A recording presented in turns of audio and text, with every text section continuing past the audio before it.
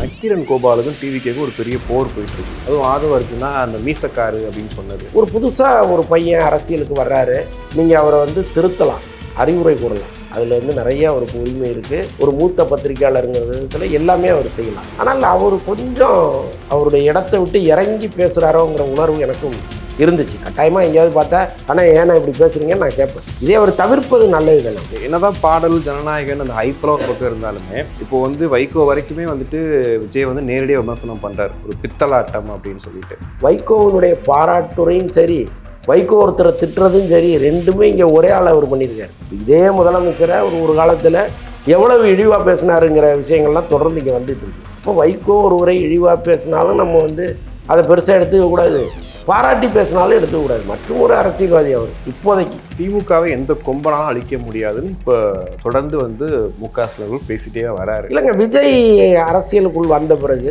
விரும்பாமலோ விரும்பியோ ஒரு மாற்றம் இங்கே நிகழ்ந்துகிட்டே இருக்குது. அது வந்து எல்லா கட்சிகளையுமே உறுத்துது. நடிகை கஸ்தூரி ஒரு சர்ச்சையான கருத்து ஒன்று சொல்லியிருக்காங்க, அந்த கோவை பாலியல் கொடுமையில. பேசுகிறவங்களாலே போக முடியாதுங்க. அப்படி பேசுகிற பெண்களே ராத்திரி 11 மணிக்கோ 12 மணிக்கோ ஒரு இடத்துல போய் நிற்க முடியாது. சூழ்நிலை அதுதான். ரஜினி சுந்தர்சி படமே கிட்டத்தட்ட கொஞ்சம் ஜாலியான படமாக தான் இருக்குன்னு சொல்லுவாங்க. அதுக்காக தான் ரஜினியே வர்றாரு. என்ன போதும், நம்ம கையில் ரத்தத்தையும் துப்பாக்கியும் கொடுத்து கொஞ்சம் ரிலீஃபாக மக்களை வச்சுருப்போங்கிறதுக்காக தான் வராரு. ஆனால் இவங்க நல்லா வாழ்கிற காலத்தில் ரசிகர்களை அடிச்சுட்டு வெட்டிக்கிட்டு குத்திக்கிட்டு சாவுங்கடான்னு சொல்லிட்டு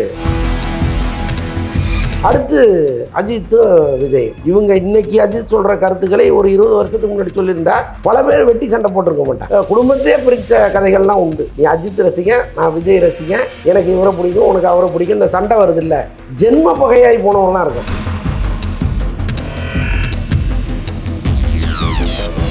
உலகெங்கும் வாழும் தமிழ் நெஞ்சங்களுக்கு கிறிஸ்டியின் அன்பு வணக்கம். நம்மோடு சினிமா விமர்சகர் வலைப்பேச்சு சந்திரன் நினைஞ்சிருக்காரு. வணக்கம் சார். வணக்கம். என்னதான் பாடல் ஜனநாயகன் அந்த ஹைப்பெல்லாம் ஒரு பக்கம் இருந்தாலுமே இப்போ வந்து வைகோ வரைக்குமே வந்துட்டு விஜய் வந்து நேரடியாக விமர்சனம் பண்ணுறாரு, ஒரு பித்தலாட்டம் அப்படின்னு சொல்லிட்டு. மக்கள் மனசில் விஜயோட அந்த செல்வாக்கு கொஞ்சம் இறங்கியிருக்கா சார்? கொஞ்சம் அவரை பார்க்குறது, அவரை பற்றின செய்திகளை பார்க்குற அந்த விஷயங்கள் அதெல்லாம் கொஞ்சம் குறைஞ்சிருக்குன்னு நினைக்கிறீங்க? இல்லை, யூடியூபர்ஸ்கிட்ட விசாரித்தா அதை சொல்கிறாங்க. முன்னெல்லாம் வந்து விஜய் பற்றி பாசிட்டிவாக பேசினா அது பெரிய அளவு போயிட்டு இருந்துச்சு. இப்போ வந்து அது குறைஞ்சிருக்குன்னு சொல்கிறாங்க. இது கட்டாயமாக வந்து கடந்து போகிற விஷயம் இல்லை. இப்போ விஜய் ஏரியா அதை கவனிக்கணும். எங்கேயோ ஒரு இடத்தில் நாம் செஞ்ச தவறு வந்து மக்கள் மத்தியில் பிரதிபலிக்குதுங்கிறத அவங்க புரிஞ்சுக்கணும். ஏன்னா இப்போ விஜய்னு பேப்பரில் எழுதி போட்டாலும் அது நேராக போய் மேலே கோபுரத்தில் உட்கார்ற அளவுக்கு நிலைமை இருந்துச்சு. ஆனால் இன்றைக்கி நீங்கள் என்ன தான் முக்குனாலும் பல யூடியூபர்ஸுடைய கவலை அதுவாக தான் இருக்குது. நீங்கள் எவ்வளோ பாசிட்டிவாக பேசினாலும் முக்கி பாராட்டினாலும் ஒன்றும் நகரமாட்டே மாறிடுச்சு இப்போ அப்படிங்கிற மாதிரி சொல்கிறாங்க. அப்போ அதை அவங்க கட்டாயமாக கவனிக்கணும். இன்னும் நீங்கள் வைகோ சொன்னீங்க, வைகோவினுடைய பாராட்டுரையும் சரி, வைகோ ஒருத்தரை திட்டுறதும் சரி, ரெண்டுமே இங்கே ஒரே ஆள் அவர் பண்ணியிருக்காரு. இப்போ இதே முதலமைச்சரை ஒரு காலத்தில் எவ்வளவு இழிவாக பேசினாருங்கிற விஷயங்கள்லாம் தொடர்ந்து இங்கே வந்துட்டு இருக்கு. அப்போ வைகோ ஒருவரை இழிவாக பேசினாலும் நம்ம வந்து அதை பெருசாக எடுத்துக்கக்கூடாது, பாராட்டி பேசினாலும் எடுத்துக்கக்கூடாது. மற்றும் ஒரு அரசியல்வாதி அவர். இப்போதைக்கு ஒரு காலத்தில் வைகோ வியந்து பார்த்தாட்களில் நானும் ஒருத்தன். வைகோனுடைய பேச்செல்லாம் அப்படி ரசித்து கேட்டிருக்கேன். அப்படி இருக்கும். அவர் வந்து நின்னாலே ஒரு சிங்கம் வந்து அப்படி மைக்கை பிடிச்ச மாதிரி இருக்கும். அது ஒரு காலம். ஆனால் இன்றைக்கி வைகோ வந்து காலத்தின் கட்டாயம் ஏதோ ஒரு வகையிலே யாரையாவது ஒரு திட்டினா தான் நம்ம வண்டி ஓடும்னு நினச்சி செஞ்சிட்ருக்காரு. அதை பெருசாக எடுத்துக்காதீங்க. ஓகே, நக்கீரன் கோபாலுக்கும் டிவிகேக்கும் ஒரு பெரிய போர் போயிட்டுருக்கு. ஃபுல்லாக மீம்ஸாக போட்டு தள்ளுறது. அதுவும் ஆதவ அர்ஜுனா அந்த மீசக்காரு அப்படின்னு சொன்னது. அதுக்கப்புறம் இருக்கக்கூடிய நிர்வாகிகள் வந்து ரொம்ப தரக்குறைவாக நக்கீரன் கோபாலை பேசுறது, அதுக்கு ஒரு பதில் வீடியோ போடுறது, எந்த அளவுக்கு போயிட்டுருக்கு சார் இது பார்க்குறதுக்கு? எனக்கு அவர் ரொம்ப மதிப்பிற்குரிய அண்ணன் அவர். ஸோ அதனால் வந்து நம்ம அதில் ரொம்ப அவருக்கு அட்வைஸ் பண்ணுற அளவுக்கு நம்ம கிடையாது. பட் இருந்தாலும் அவருடைய கம்பீரம், அவருக்குன்னு இங்கே தமிழ் பத்திரிகை உலகத்தில் ஒரு மிகப்பெரிய இடம் இருக்குது. நிறைய அச்சீவ்மெண்ட் பண்ணவர். உயிரை பணையம் வைத்து பல விஷயங்கள் பண்ணியிருக்காரு. ஒரு புதுசாக ஒரு பையன் அரசியலுக்கு வர்றாரு, நீங்கள் அவரை வந்து திருத்தலாம், அறிவுரை கூறலாம். அதில் வந்து நிறைய அவருக்கு உரிமை இருக்குது. ஒரு மூத்த பத்திரிகையாளருங்கிற விதத்தில் எல்லாமே அவர் செய்யலாம். ஆனால் அவர் கொஞ்சம் அவருடைய இடத்த விட்டு இறங்கி பேசுகிறாரோங்கிற உணர்வு எனக்கும் இருந்துச்சு. கட்டாயமாக எங்கேயாவது பார்த்தா ஆனால் ஏன்னா இப்படி பேசுகிறீங்கன்னு நான் கேட்பேன். எனக்கு வந்து அது ஒரு பெரிய சங்கடமாக தான் இருந்துச்சு. அவர் அதை தவிர்க்கணும். ஏன்னா அவர் ஒரு அரசியல் தலைவர். இன்றைக்கி அவர் பின்னால் லட்சக்கணக்கான இளைஞர்களும் பெண்களும் தாய்மார்களும் இருக்காங்க. இப்போ அவங்களுக்காவது மரியாதை கொடுக்கணும்ல. அவரை நீங்கள் சினிமாக்காரராக பார்க்குறதுங்கிறது வேறு. ஆனால் இன்றைக்கி ஒரு அரசியல் தலைவராக மாறி எல்லா கட்சிகளுக்குமே ஒரு திரட்டராக வந்து நிற்கிற ஒரு கட்சி தலைவராக மாறியிருக்காரு. அப்போ அவருக்கான மரியாதையை கட்டாயமாக கொடுக்கணும். அவன் இவன் சொல்லுவதும் அவன் நடு ரோட்டில் வச்சு வெட்டுவன் சொல்கிறதெல்லாம் ஏற்றுக்கொள்ள முடியாத ஒரு வார்த்தைகளாக இருக்குது. அப்போ இங்கே இந்த சைடு பார்க்கும்போது எல்லாருமே இளைஞர்களாக இருக்காங்க. ஒரு மாதிரி உணர்ச்சி வசப்படுகிற ஒரு கூட்டமாக இது இருக்குது. அவங்களுக்கு வந்து அவருடைய பேக்ரவுண்ட்லாம் தேவையில்லை. அவர் யார், அவர் எவ்வளோ உயிரப்பனையை வச்சு காட்டுக்குள்ளே போய் ஒரு வீரப்பங்கிற ஒரு கேரக்டரை பார்த்தாரு. அதே மாதிரி ராஜ்குமாருங்கிற ஒரு மிகப்பெரிய நடிகரை வீரப்பன் கடத்திட்டு போகும்போது அவரை மீட்பதற்கு எவ்வளோ வேலையெல்லாம் அவர் இங்கே செஞ்சுருக்கிறாரு. அதே மாதிரி பல விஷயங்கள் நக்கீரன் மூலமாக இங்கே நிறைய நல்லது நடந்திருக்கு, மக்களுக்கு நிறைய நல்லது நடந்திருக்கு. அதெல்லாம் வந்து அவர் ஏராளமான புத்தகங்கள் எழுதியிருக்கிறார். அப்போ அவங்களுக்கு அதெல்லாம் தெரியாது. எங்கள் தலைவரை திட்டிட்டியா, உன்னை இன்னும் கேவலமாக திட்டுவோன்னா அவங்க இறங்குறாங்க. ஓகே, இதே அவர் தவிர்ப்பது நல்லது தானே. ஒரு மூத்த அரசியல்வாதியாக நீங்கள் உங்கள் கருத்தை கட்டாயமாக சொல்லலாம், அதில் ஒன்றும் தவறே இல்லை. விஜய்க்கு ஃபோன் போட்டே கூட அவர் பேசலாம். விஜய் வந்து அவர் ஃபோனில் வராருன்னா இப்போ இனிமேல்லாம் அவர் ஃபோன் வந்தால் எடுக்க மாட்டாருன்னு வச்சுக்கிங்க. ஒரு காலத்தில் ஒரு அரசியல் கட்சி ஆரம்பிப்பதற்கு முன்பாகவோ அல்லது 6 மாதத்துக்கு முன்னாடியோ தம்பி நான் உங்கள்கிட்ட பேசணும்னு சொன்னால் கட்டாயமாக பேசுங்கன்னா ஒரு ஃபோனில் பேச தான் போகிறார். ஸோ அதனால் நீங்கள் உங்கள் கருத்துக்களை நீங்கள் அவர்கிட்டயே கூட சொல்லியிருக்கலாம். கொஞ்சம் அவர் லெவலை விட்டு இறங்கிட்டாரோங்கிற எண்ணம் எனக்கே இருக்குது. ஓகே, திமுகவை எந்த கொம்பனாலும் அழிக்க முடியாதுன்னு இப்போ தொடர்ந்து வந்து மு.க. ஸ்டாலின் பேசிகிட்டே வராரு. இவ்வளோ நாள் பேசலை, அங்கங்கே பேசினவர் இப்போ கொஞ்சம் அதிகமாக அதை பற்றி பேசுகிறாரு. அது விஜய்னாலையா இல்லை அதிமுகவுக்கு சொல்கிறாரா? இல்லைங்க, விஜய் அரசியலுக்குள் வந்த பிறகு விரும்பாமலோ விரும்பியோ ஒரு மாற்றம் இங்கே நிகழ்ந்துகிட்டே இருக்குது. அது வந்து எல்லா கட்சிகளையுமே உறுத்துது. அது வந்து ஒரு பாசிட்டிவான இடத்தை விஜய் நினைத்த இடத்தை அவர் கொடுக்குமாங்கிறதெல்லாம் தனி. ஆனால் இன்றைக்கி வந்து ஒவ்வொரு தொகுதியிலையும் குறைந்தபட்ச வாக்குகளில் தோக்குற வேட்பாளர்கள் இருக்காங்க. அப்போ தொகுதியில் இவ்வளோ வாக்கு அவருக்கு இருக்குது. இது ஏதோ ஒரு மாற்றத்தை ஏற்படுத்தும். அவங்க ஜெயிக்கலைனாலும் அடுத்தவர்களை தோற்கடிக்க அது ஒரு கருவியாக இருக்குங்கிற இடத்துல தான் விஜய் கட்சி இருக்குது. அப்போ ஒரு ஆட்டோமேட்டிக்காக ஒரு கோபம் விஜய் கட்சி மேலே வரும், விஜய் மேலே வரும். அதே மாதிரி அவங்க வந்து திமுகவுக்கும் தாவேக்காவுக்கும் தான் போட்டின்னு ஒரு தொடர்ந்து இங்கே ஒரு கருத்தை முன் வச்சுட்டே இருக்கார். இந்த அதிமுகங்கிற ஒரு கட்சியே இல்லை, நாங்களும் அவங்களும் தான் போட்டின்னு அவர் சொல்லும் பொழுது திமுக கட்டாயமாக அதுக்கு ரியாக்ட் பண்ணி தான் ஆகணும், அதை கடந்து போக முடியாது. அதே நேரத்தில் அவர் பேரை சொல்லி அவரை பெரிய ஆளாக்கி நாங்கள் அவருக்கு பயப்படுறோம் அப்படிங்கிற ஒரு தோற்றத்தை ஏற்படுத்த வேண்டாம்னு அவர் நினைக்கிறார். அதனால் யாரோ திமுகவை அழிப்பதற்கு வராங்க அப்படின்னு சொல்கிறாரு. அரசியலில் அதெல்லாம் தவிர்க்க முடியாத ஒரு விஷயம் தானே சார். இந்த பத்திரிகையாளர்களுக்கும் சினிமா நட்சத்திரங்களுக்கும் உடைய மோதல் அப்பப்போ வெடிச்சுக்கிட்டே தான் இருக்குது. ஏதாவது ஒரு கேள்வி கேட்குறது, அதுக்கு அவங்க ரியாக்ட் பண்ணுறது அப்படின்னு இப்போ சமீபத்தில் கூட அப்படி தான் போயிட்டுருக்கு. இதை நீங்கள் எப்படி பார்க்குறீங்க? இல்லை, பெண் அப்படிங்கும்பொழுது நம்ம கொஞ்சம் கவனமாக பேசணும், அதில் ஒன்றும் மாற்று கருத்தே இல்லை. இதே நேரத்தில் அந்த இடத்தில் வேற ஒரு நடிகர் இருந்தாருன்னா அது வாதமாக மாறும். அது பெருசாக ரியாக்ட் பண்ண வாய்ப்பு இல்லை. இப்போ ஒன்றும் இல்லை, ஒரு சம்பவம் சொல்கிறேன். விவேக் வந்து ஒரு ப்ரெஸ் மீட் ஒன்று வச்சார். மாமுருகன் ஒரு பழைய பத்திரிகையாளர், அவர் ரொம்ப பெரிய பத்திரிகைகள்லாம் ஒர்க் பண்ணவர், இதயம் பேசுகிறதுலாம் ரொம்ப முக்கியமான ஒரு நிருபராக இருந்தவர், ஆசிரியராகலாம் இருந்தார். அவர் வந்து என்னவோ அவருக்கு விவேக்கை பிடிக்கலையா என்னன்னு தெரியல. அவர் என்ன சொல்லிட்டாரு, சார் எங்கள் வீட்டில் வந்து உங்கள் காமெடியை போட்டாலே திட்டுறாங்க சார், முதல்ல மாற்றுங்க, அவரெல்லாம் ஒரு காமெடியனா, அவர் அசிங்கமாக இருக்குது அவரை பார்க்குறதுக்கே அப்படின்னு சொல்லிட்டார். ப்ரெஸ் மீட்டில் அப்படியே நேராகவே சொல்கிறார். ஓகே, விவேக் முகம்லாம் அப்படியே சுருங்கிருச்சு. என்ன இருந்தாலும் அன்றைக்கி விவேக் டாப்பில் இருக்கார். விவேக்கு வடிவேலு 2 திமுக அண்ணாதிமுக மாரி ஓடிக்கிட்டு இருக்கு அன்றைக்கி. அப்படி ஒரு வார்த்தையை அவர் சொல்லிட்டாரு. அப்படியே ஒரு நிமிஷம் அப்படியே அமைதியாக இருந்த விவேக் என்ன சொன்னார், எனக்கு கூட தான் உங்கள் மூஞ்சி பார்க்குறதுக்கு பிடிக்கல, அசிங்கமாக இருக்குது, கேவலமாக இருக்குது, அதுக்காக நான் வெளிப்படையாக உங்கள்கிட்ட சொல்ல முடியுமா? நீங்கள் கேள்வி கேட்டால் நான் பதில் சொல்லி தானே ஆகணும், கேளுங்க அப்படின்னாரு. இவருக்கும் ஒரு நிமிஷம் துணுக்குன்னு ஆகி போச்சு, என்னடா இப்படி திரும்ப கேட்டாரே நம்மளை அப்படின்ட்டு. இது ஒரு ஆண்களுக்கு நடுவில் நடக்கிற பிரச்சனைன்னா இது உருவ கேள்வி தான். ஆனாலும் அது பெருசாக எடுத்துக்கல.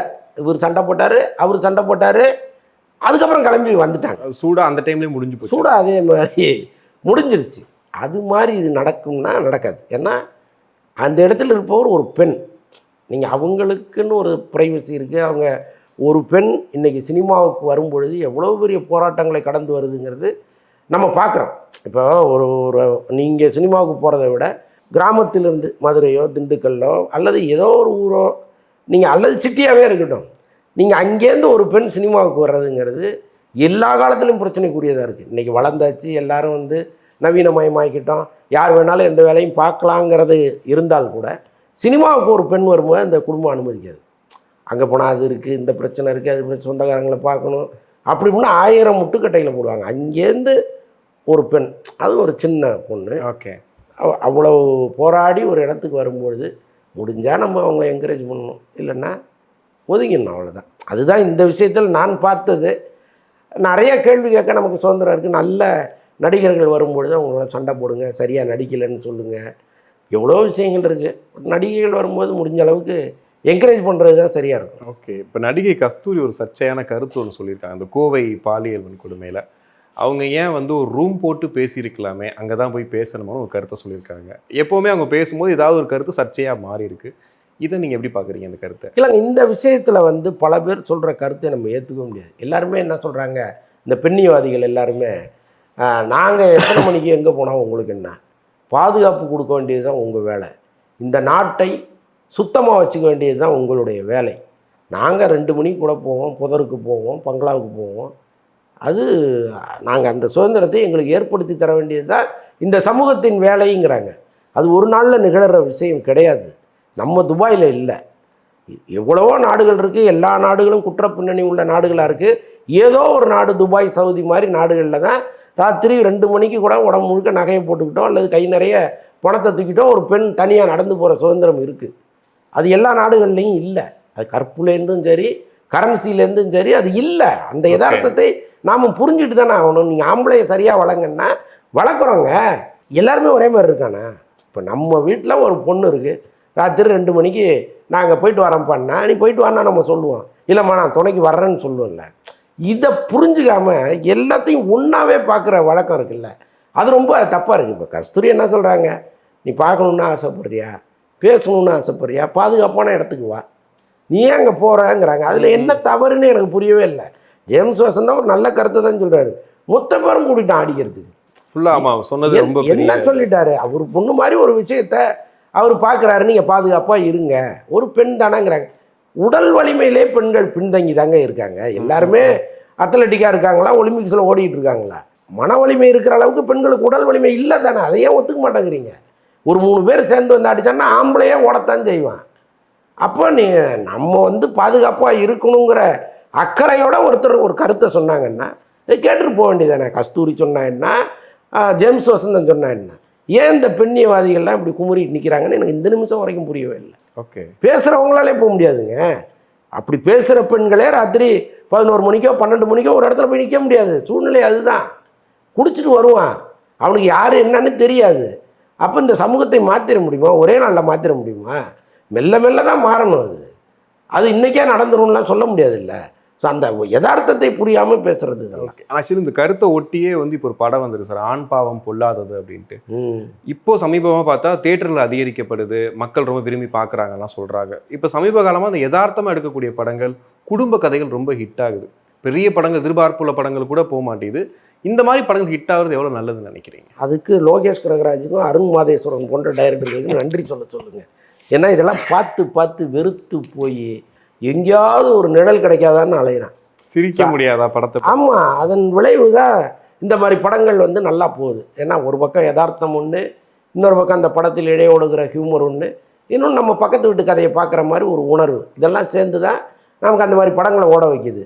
இப்படி ஒரு கதைக்கு மத்தியில் இவங்க எடுக்கிற படங்கள்லாம் இருக்குல்ல, ஒரே ரத்த கலரியாக தினந்தோறும் வந்து தினத்தந்தியில் வந்து இந்த க்ரைம் பேஜ் பார்க்குற மாதிரியே இருக்குது இவங்க எடுக்கிற மொத்த கதையுமே.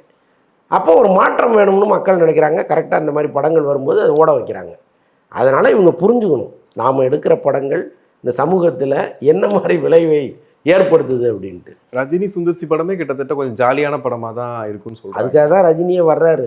ஏன்னா நாள் போதும் நம்ம கையில் ரத்தத்தையும் துப்பாக்கியும் கொடுத்து கொஞ்சம் ரிலீஃபாக மக்களை வச்சிருப்போங்கிறதுக்காக தான் வராரு. ஆனால் மீம்லாம் பார்த்துருப்பீங்க சார், 2 ஹீரோயினை வச்சு ஆட வச்சு இந்த பேய் பாட்டெல்லாம் போட்டு ஹிப்பா பாதி மியூசிக் போட்டால் எப்படி இருக்கும், எப்படியும் ஒரு சாங் இருக்கும், 2 ஹீரோயின் ஆட வைக்க போறீங்கன்னு சொல்லிட்டு மீமெல்லாம் போடுறாங்க.